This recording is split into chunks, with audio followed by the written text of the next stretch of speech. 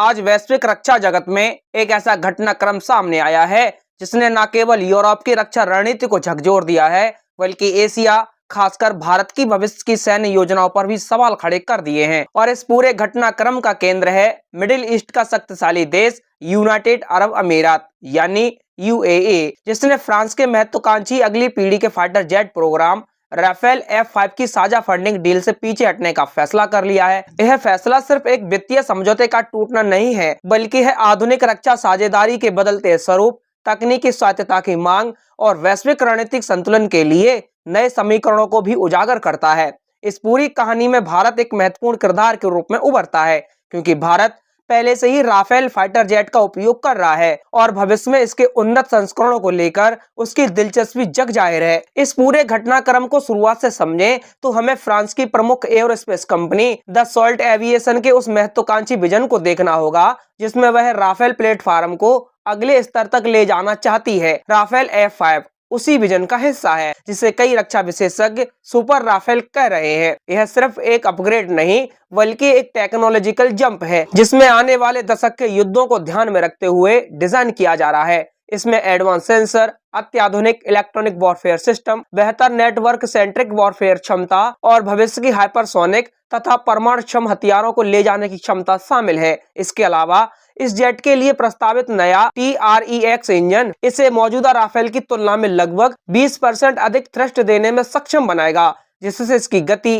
Payload क्षमता और combat performance में उल्लेखनीय सुधार भी होगा। लेकिन किसी भी अत्याधुनिक रक्षा प्रोजेक्ट की तरह राफेल F-5 भी सस्ता नहीं है। रिपोर्टों के अनुसार इसकी कुल अनुमानित लागत लगभग 5.5 अरब यूरो बताई जा रही है और इस भारी भरकम लागत को साझा करने के लिए फ्रांस ने यूएई के साथ को फंडिंग मॉडल पर काम शुरू किया था। इस मॉडल के तहत यूएई से करीब 3.5 अरब यूरो के निवेश की उम्मीद थी, यानी इस प्रोजेक्ट की फंडिंग का एक बड़ा हिस्सा यूएई के भरोसे था। बदले में यूएई को इस जेट की कुछ उन्नत तकनीकों तक पहुंच और भविष्य के संचालन में रणनीतिक लाभ मिलना था। यह एक पारंपरिक खरीद सौदे से कहीं अधिक था, क्योंकि इसमें निवेश, तकनीकी साझेदारी और दीर्घकालिक सहयोग तीनों शामिल थे। लेकिन जैसे जैसे बातचीत आगे बढ़ी, दोनों देशों के बीच मतभेद उभरने लगे और यह मतभेद मुख्य रूप से तकनीकी साझेदारी और रणनीतिक नियंत्रण को लेकर थे। आपको बता दें कि यूएई सिर्फ एक फंडिंग पार्टनर बनना नहीं चाहता था, बल्कि वह इस प्रोजेक्ट में वास्तविक भागीदारी और तकनीकी हिस्सेदारी चाहता था, जबकि फ्रांस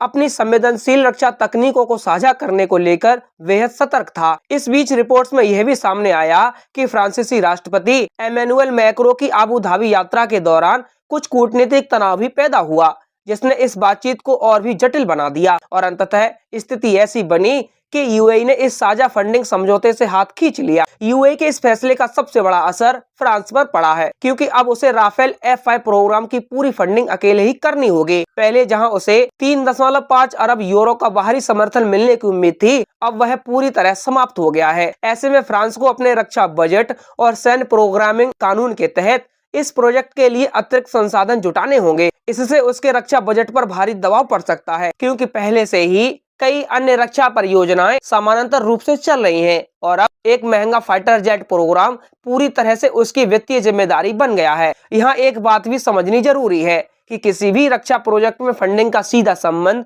उसकी टाइमलाइन और तकनीकी विकास से होता है। जब एक बड़ा निवेशक अचानक पीछे हट जाता है तो प्रोजेक्ट की गति धीमी पड़ सकती है, प्राथमिकताओं में बदलाव आ सकता है और कुछ तकनीकी फीचर्स को भी टालना पड़ सकता है। ऐसे में यह संभावना जताई जा रही है कि राफेल F-5 के विकास में देरी हो सकती है और यही वह बिंदु है जहां भारत के लिए यह खबर और भी महत्वपूर्ण हो जाती है। अब आपको बताते हैं कि आखिर भारत की स्थिति क्या है। दरअसल भारत पहले से ही राफेल जेट का एक प्रमुख ऑपरेटर है और उसने 36 विमानों की डील पूरी भी कर ली है। इसके अलावा भारत 100 से अधिक नए मल्टी रोल फाइटर जेट की खरीद पर विचार भी कर रहा है, जिसमें राफेल के उन्नत वेरिएंट भी एक मजबूत दावेदार माने जा रहे हैं। ऐसे में राफेल F-5 प्रोग्राम में किसी भी प्रकार की देरी या लागत वृद्धि भारत की वायुसेना की भविष्य की योजनाओं को सीधे प्रभावित कर सकती है, क्योंकि अगर यह जेट समय पर तैयार नहीं होता है तो भारत को अपने विकल्पों पर पुनर्विचार करना पड़ सकता है। आपको बता दें कि सबसे पहला असर डिलीवरी टाइमलाइन पर पड़ सकता है, क्योंकि फंडिंग में कमी आने से रिसर्च और डेवलपमेंट की गति धीमी हो सकती है और इससे भविष्य में भारत को मिलने वाले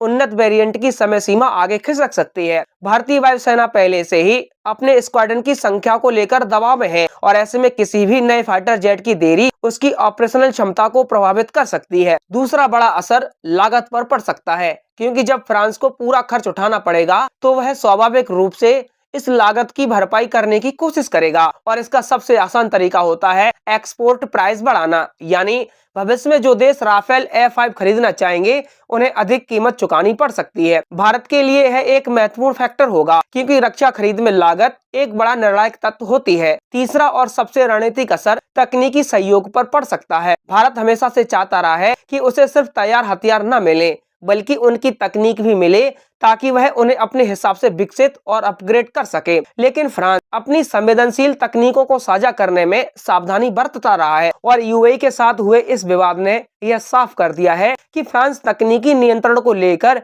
किसी भी तरह का समझौता करने के लिए तैयार नहीं है। ऐसे में भारत को भविष्य की किसी भी डील में इस पहलू को ध्यान में रखना होगा। इस पूरे घटनाक्रम का एक व्यापक संदेश भी है और वह यह है कि आधुनिक रक्षा सौदे अब सिर्फ खरीद बिक्री तक सीमित नहीं रह गए हैं। अब देश तकनीकी भागीदारी, सह निर्माण और रणनीतिक स्वायत्तता की मांग कर रहे हैं। यूएई का यह कदम इसी बदलती सोच का प्रतीक है, जहां एक देश सिर्फ ग्राहक नहीं बल्कि साझेदार बनना चाहता है और यही ट्रेंड आने वाले समय में और मजबूत हो सकता है। भारत के संदर्भ में यह स्थिति एक अवसर भी हो सकती है, क्योंकि अगर फ्रांस को नए निवेशक या साझेदार की जरूरत पड़ती है तो भारत उस भूमिका में आ सकता है और बदले में बेहतर शर्तों पर तकनीकी सहयोग हासिल कर सकता है।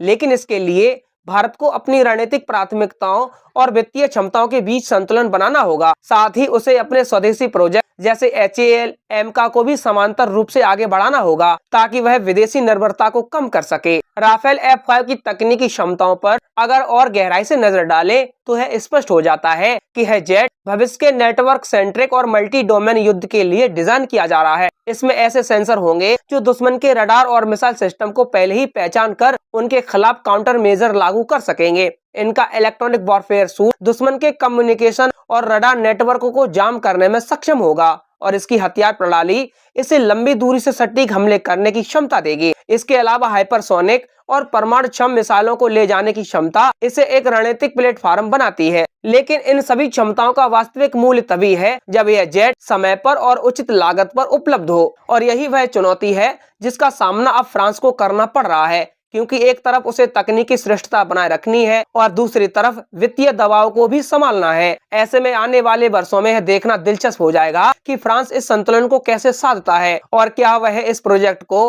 अपने निर्धारित समय और बजट के भीतर पूरा कर पाता है या नहीं।